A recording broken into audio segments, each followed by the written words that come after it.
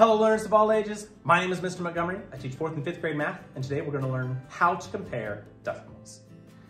Now, comparing decimals is very similar to comparing fractions. You need a denominator or something that is the same.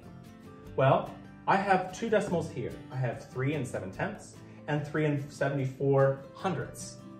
Well, I noticed right off the bat that they don't have the same amount of value that I have to compare them with. In order to compare decimals, you have to have the same place values all filled in, especially if it's on the right-hand side. So if I just, for example, take 3 74 hundredths and put it below my other number, you see that 7/10 is not equal to 74 hundredths. I have to make sure that all the place values are filled in. The ones places are both filled in, the tenths places are all filled in, but the hundredths are not. Well, do I have a value in this spot?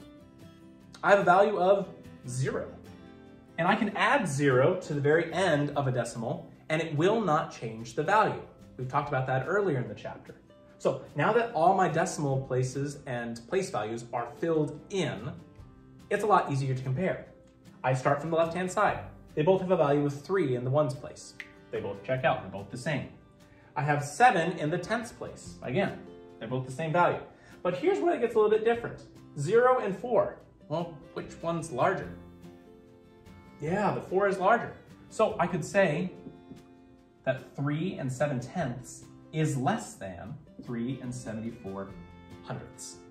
Let's take a look at another example.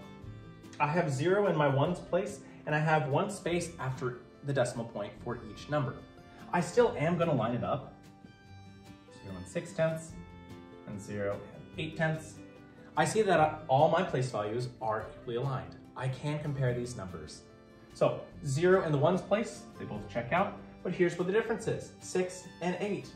How would I make this number statement true? Yeah, 6/10 is less than 8/10. Let's take a look at one last example. I have 0 and 9/10 and a blank spot, and 0 and 90 hundredths. Well, again, I'm going to be lining up my decimal points. I have 9/10. I have 0 on this side and 90 afterwards. And I see that I have ones all filled in, tenths all filled in, hundredths not filled in. I can always add what at the end, and it still won't change the value. I can add a 0 at the end, and I can clearly see that I have 0 in the ones place, that checks out.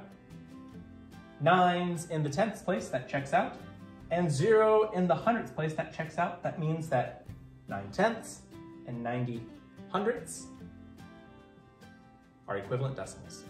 All right, my 4th grade friends, if we take a look at page 209 in our workbook, you're going to be seeing that we're going to be doing practice problems number 1, 5, and 6. For 1, 5, and 6, the directions say compare the decimals using less than, greater than, or equal to. Make sure that you line up your decimal points first, and make sure you have the correct digits to the left and to the right, and compare one place value at a time. Don't be tripped up on 5, and don't get tripped up on 6. If you have any questions on how to compare decimals, please let me know when you come to class tomorrow.